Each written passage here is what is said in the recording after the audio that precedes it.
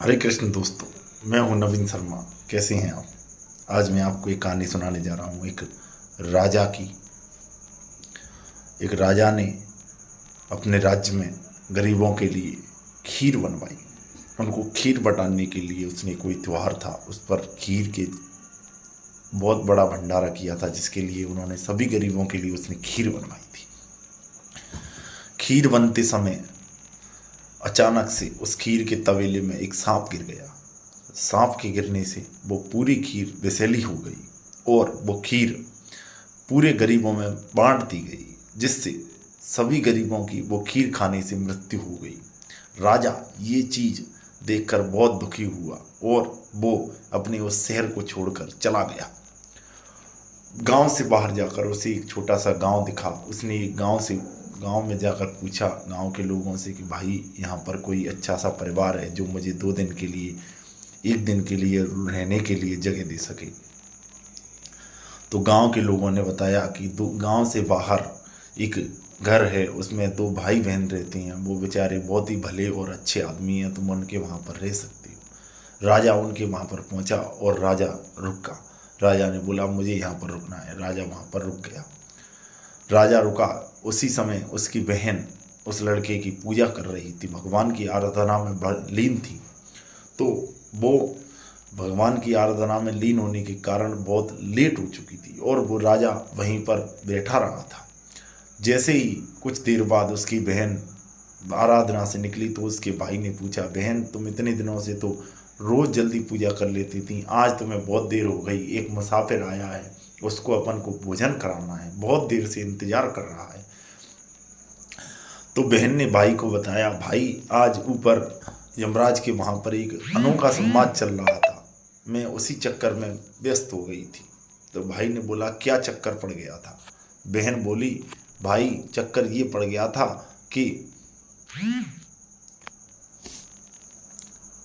एक गांव में एक राजा ने अपने गरीबों को खिलाने के लिए खीर बनवाई थी। उसमें गलती से एक सांप गिर गया था और उस सांप वाली खीर खाने से सभी गरीबों की मृत्यु हो गई। और यमराज इस चीज का निर्णय नहीं कर पा रहे थे कि इस पाप का अपराधी आरोपी किसे माना जाए, उस राजा को जिसने वो खीर बनवाई थी, या उस सांप को जो उस खीर में गिर गया, या उस सेवक को जिसने वो खीर बिना चखे बिना जाने ही सभी गरीबों में परोस दी। ये सुनकर राजा ने बोला, मुझे 1 दिन और रुकने की इजाज़त मिल सकती है क्या? भाई बहनों ने दोनों ने प्रसन्न होकर बोला, बिल्कुल राजा जी, आप 1 दिन और रुक जाइए। दूसरे दिन वो राजा फिर रुका। दूसरे दिन वो लड़की फिर योग साधना में गई और कुछ देर बाद साधना करने के बाद वो अपने काम में लग गई। राजा ने उससे पूछा कि फिर आप मुझे बताएं कि उस खीर का, उस पाप का भागीदार किसे बनाया गया? तो वो लड़की ने एक अचूक सा उत्तर दिया। वहीं कुछ गांव के बाहर लोग बैठ के ये बातें करने लग गए थे कि राजा ने अपने स्वार्थ के कारण, अपनी अच्छाई के कारण, अपने हित के लिए गरीबों को जहर देकर मार दिया खीर में। कुछ लोग बाहर, गांव के बाहर बैठकर ऐसी बातें करने लगे।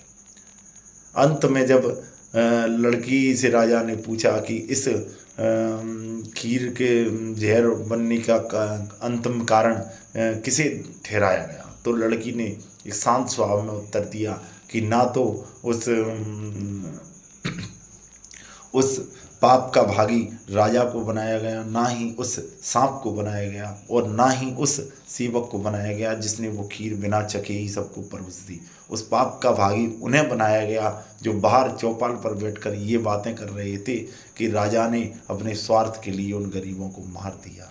उनको बिगड़ जाने, उनको किसी पर दोष लगाने का इतना हक नहीं है। इसीलिए दोस्तों, इस कहानी से हमें ये शिक्षा मिलती है कि किसी की जानकारी अगर आपको ना हो, किसी बारे में अगर आपको नहीं पता हो, तो आप उस बारे की किसी के ऊपर झूठा दोष, झूठा आरोप न लगाएं, क्योंकि उस झूठा दोष, झूठा आरोप लगाने से उस पाप के सबसे बड़े भागीदार आप बनोगे। हरे कृष्ण दोस्तों।